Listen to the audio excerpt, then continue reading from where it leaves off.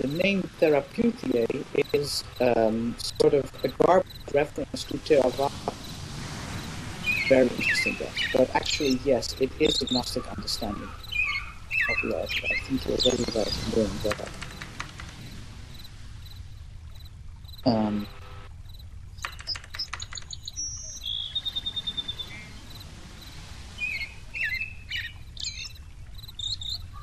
I want to finish with verse 6, and just to restate that again.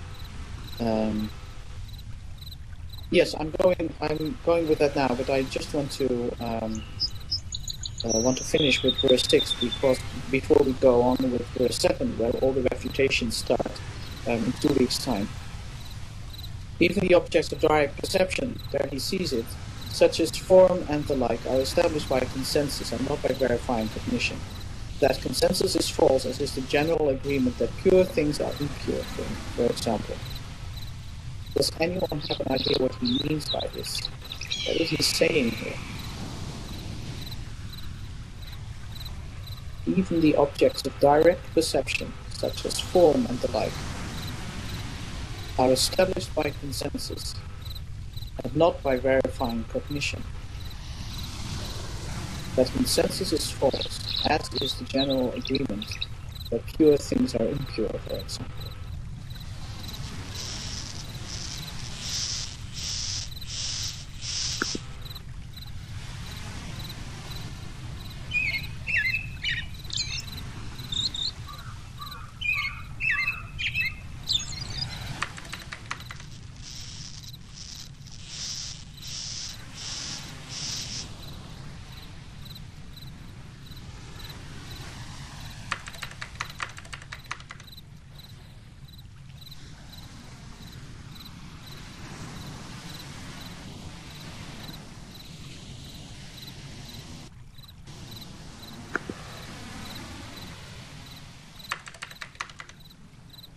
Yes, and what should you... Yes, that's the consensus.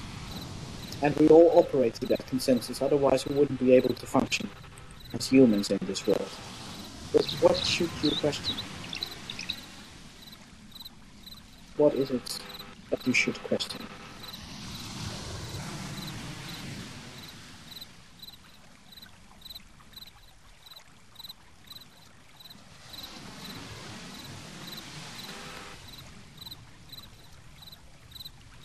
Yes, exactly. Yes, exactly. Yeah.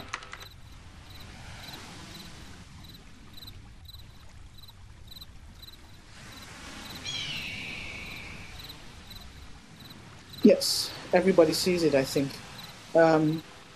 Yes, Sitar, what would you like to relate to our ideas of ourselves? Because after this is almost like an intellectual workout for us. But after we've gone through all those hoops that Shantideva lets us jump through, yeah, I think you've got it, Phoenix Mike. Then what is actually that idea of self?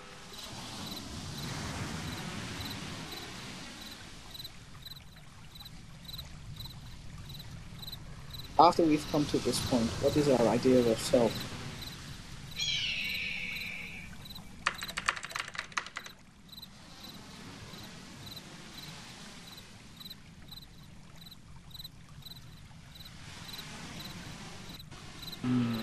Silence. But everyone has the answer.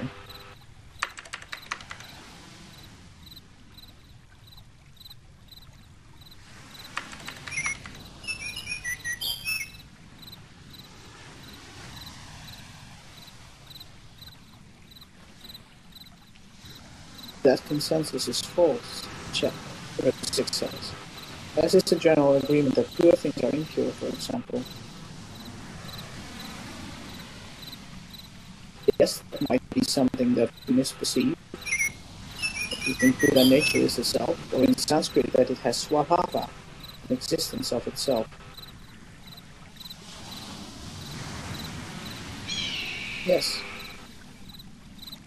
But after we've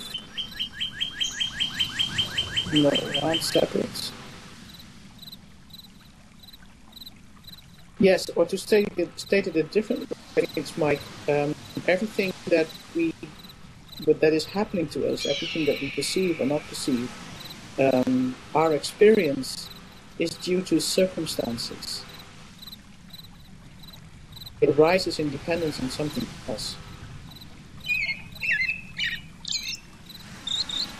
And we think that all this experiencing is what constitutes our self, our experience of self, our sense of self. But actually, those experiences are due to circumstances around it. All that we experience arises because it is dependent on something else. So after we've gotten to this point in Shantideva, what is it that we actually need to conclude about what we see as ourself?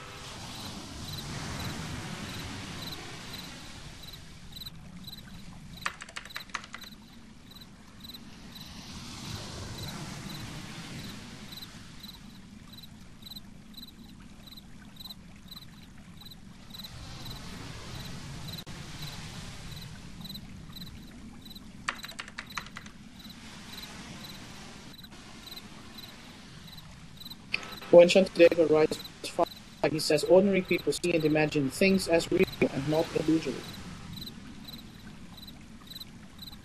What are the things that he's referring to?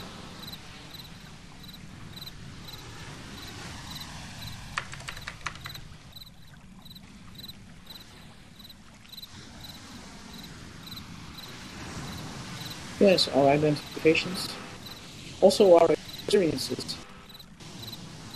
Yes, thoughts.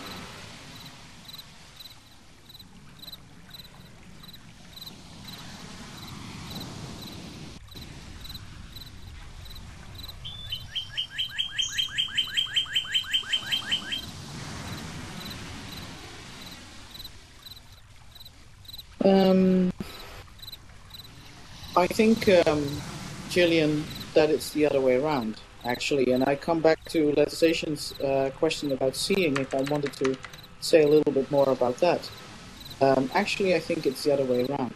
Actually, I think that if we, for instance, if we were able to shut off our brain and perceive directly, perceive only with our sense organs, like perceive only with our eyes, purely eye-seeing, what we would see, what we would register, would be an undivided experience.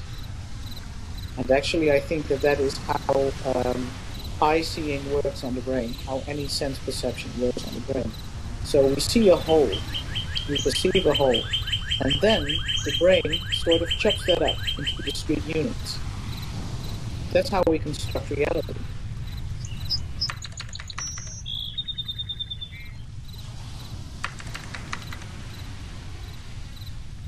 And the way that we do this, construct reality, is of course by using language, by using meaning.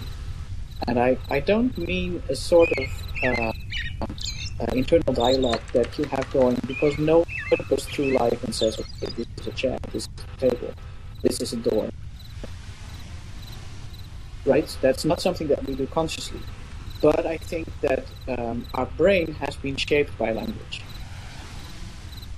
And so it's very hard to switch off semantics. So everything that we perceive, we also interpret right away, in a split second.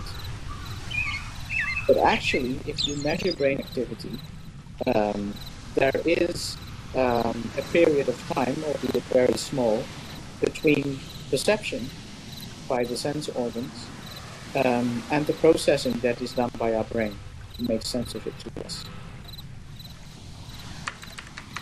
And I think that this is actually completely in line with how Buddhism sees cognition and with how Buddhism sees perception. Because actually Shantideva says the same if he talks about ultimate reality. Because he says conventional reality is established by consensus, and it's false. Because there is never true consensus. Your table may be my chair, whatever it is. So even if we think that semantics is unchanging,